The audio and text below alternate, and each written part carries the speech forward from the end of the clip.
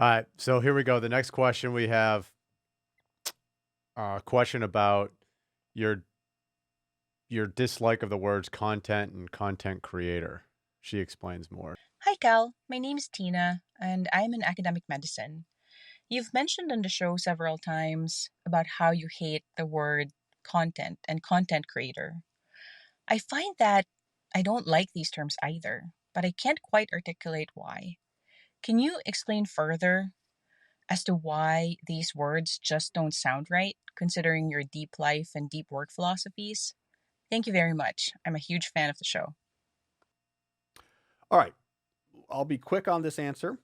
I think the content and content creator terminology, the context in which it is often used, is in a very sterile business technique optimization type context, right? So when you hear content creator, you're imagining that you're going to be watching a YouTube video about optimizing your subscription numbers for your YouTube channel or something like this. When you think of content or content creator, you think of people saying, I want you to smash that subscribe button, and hit the bell. And so anyways, it's sterile and business focused, where I tend to focus more on the craft itself.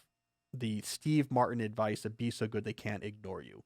That you're not a content creator who's trying to meet a content schedule. You're trying to instead craft a book that hundreds of thousands of people are going to feel like changed their life.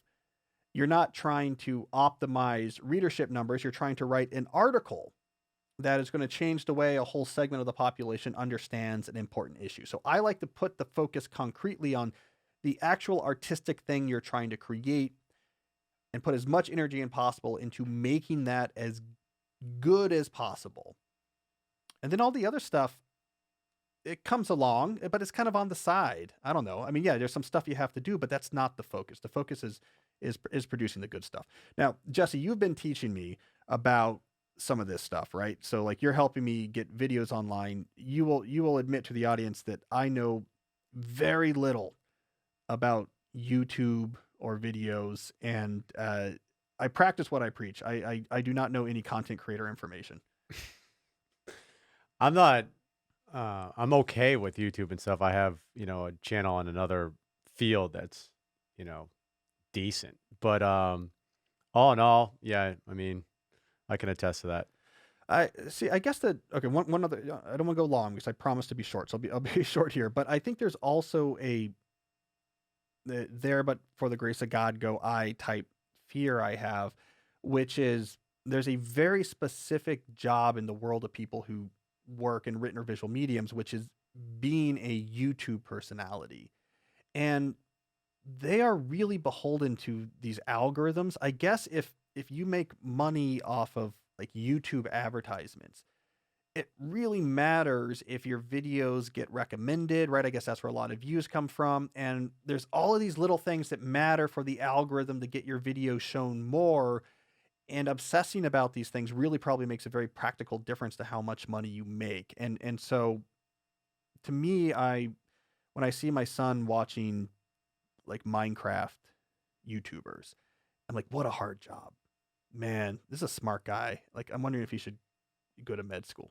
You know what I mean? Because like they have to do this all day long and get subscribers and this bell. I don't know what the bell does, but if they don't do this, it's not going to get recommended. If it doesn't get recommended, they're not going to be able to pay their heating bill, and they have to like render videos all night long. And like I don't want to do any of that. So for me, I'm also I think just in a self protective way saying like I don't want anything to do with that world.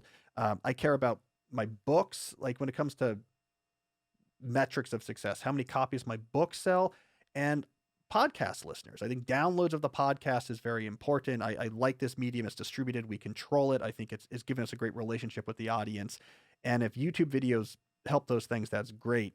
Um, but I think once you go down that line of trying to serve the YouTube algorithm, it's a it's a Faustian bargain.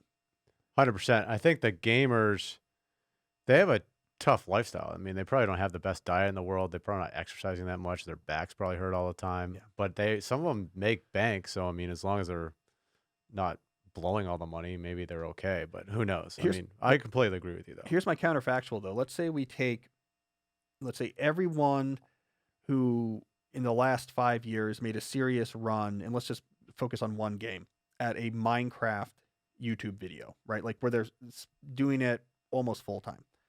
Now, if we took all those people and said almost anything else, like try writing books, try starting a software company, like just get your college degree and try to go into banking, I bet we'd have the same income distribution. There'd be like a small number of people who made a lot of money, and like some other people, most other people, it actually would probably be a better distribution. You'd have a few people that made a lot of money, but a lot of money would be more than the best YouTubers make. And then almost everyone else would have at least a stable middle class lifestyle, where with the YouTubers, probably the curve is much more brutal, that like 80% can't even, pay their bills with it. But it would be the time demands of, I don't know, I ran a software company or a banker would probably be better than the work. I guess my counterfactual is like, is this actually opening up? Because I don't think it's a better lifestyle. It's a really hard job. Is it really opening up like more income making opportunities than these are smart kids than other stuff they could do? That's probably more rational thinking than they went into. They probably first started doing it and then realized they might be able to make some money with it. And then all of a sudden it was like a snowball effect. So like people were doing it. And there's a tension. And I don't think that they would ever even want to begin, starting an accounting firm or doing some sort of thing like that where they have to report to work and do whatever. Yeah. But they're all tech savvy. Most of these guys, I bet, could build up pretty good computer programming skills and work, I don't know, half the year on contract. And have the other half of the year completely free and probably have as maybe it's just not as much fun. Maybe I'm not a romantic. Some of them might be. I think a lot of them might be. Like my good buddy who has like an online business, plays games all the time. He doesn't do videos, but yeah, I mean,